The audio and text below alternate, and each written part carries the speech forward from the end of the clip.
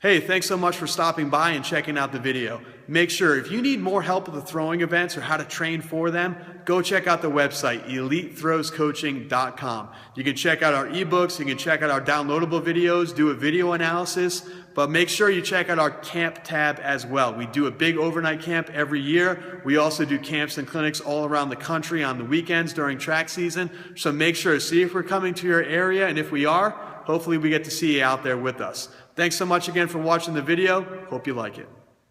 Hey everyone, it's Coach Matt. Today we're going to be starting a new video series which is called No Coach, No Problem. So check this out. Every single year, right around this time, I start getting anywhere from 150 to 200 emails a day from track and field coaches and track and field athletes all around the world. They're starting up their season and they want to have advice. They want to get advice and have questions answered by me. That's how this whole online video series started way back about 6 years ago. People had questions. I had a camera. YouTube was there. Let's answer their questions. Well, it sort of has developed into the throwing, how to throw, shot, glide and rotational, and the discus. It's all been taken care of. I think we've done those videos so much, we've kind of done them to death at this point. So now the majority of questions that I get, believe it or not, are from athletes out there that don't have coaches. It seems like for every athlete that you hear of, every guy, high school guy and college guy that's throwing over 70 feet, and there seems to be more and more of them every year, and every high school girl that's throwing over 50 feet, and again, there seems to be more and more of them popping up every single year. For every one of those athletes out there, there's about 100 other athletes that do not have coaches at their schools. So we really want to take a look and talk a little bit more about what these athletes should be doing when they're out at practice. So a lot of the emails go something like this. Athlete will email me and say, you know, Coach Matt, I don't have a throwing coach. I don't have anyone to help me out in the weight room. The head coach doesn't pay attention to the throwers. If this sounds like you, you're probably one of those people that have sent me those emails and you're wondering, what do I do during the season? Not only what do I do during the season, but what do I do month to month and week to week? What do I do daily out of the circles? What do I do in the weight room? How many days a week should I be in the weight room? You have these questions with nobody to help you out, with nobody to guide you.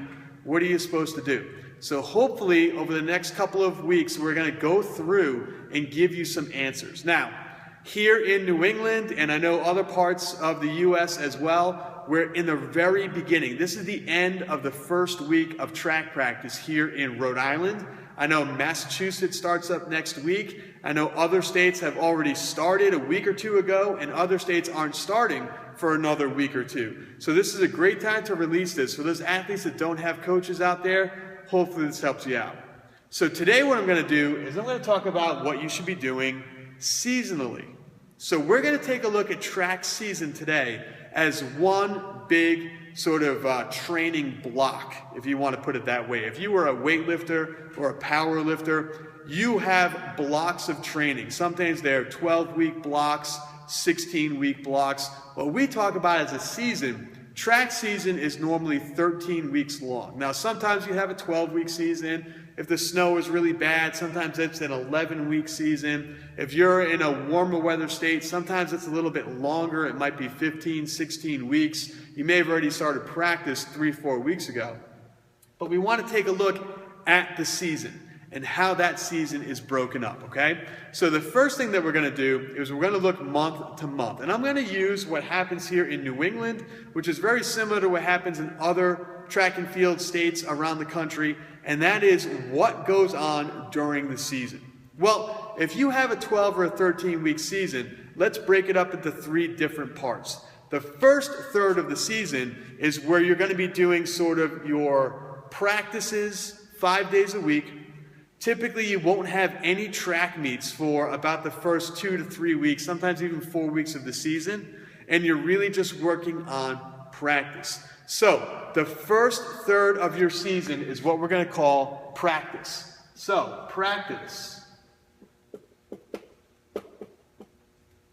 is the first third of your season. So during the practice time of year, that is where you're figuring out that daily schedule. You're figuring out what days to go to the weight room. You have a lot of days during the week, 5-6 days during the week, because you don't have track meets. That's when you're really working and you're practicing your technique. You're doing your med ball work, you're doing your sprints work. You're trying to build up your volume of throws. You're trying to build up your volume so that you can continue to improve as the season moves on. The middle of your season, the middle third of that season, is about a 5-week block or so, which is what I want to call competition season. So, competition.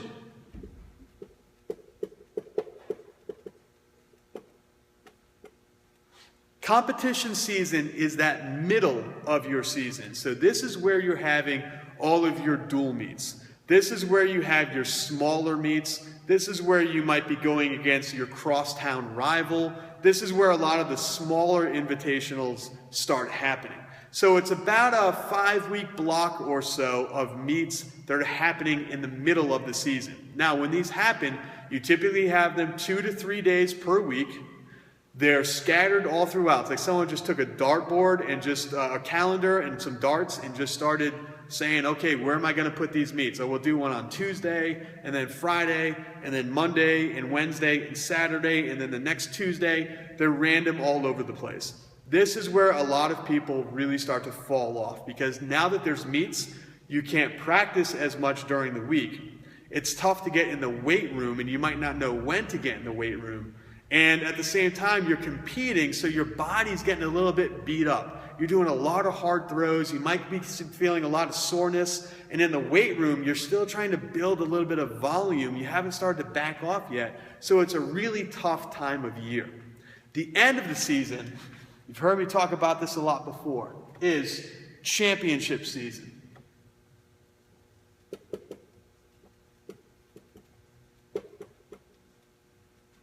So championship season, that is where you have all of your big state qualifying track meets. You have your division championships. You have your city championships. You have your regional championships. Maybe it's the county championships. Here in Rhode Island, we have what we call class championships. And class is all done by the size of your school. So you might have like your small school, your medium school, your large school championships. You have your last chance qualifiers. You have that 1 or 2, those huge invites that are named after some famous track coach that lived, 50, 60 years ago in your region. That's what's going on during this time of year.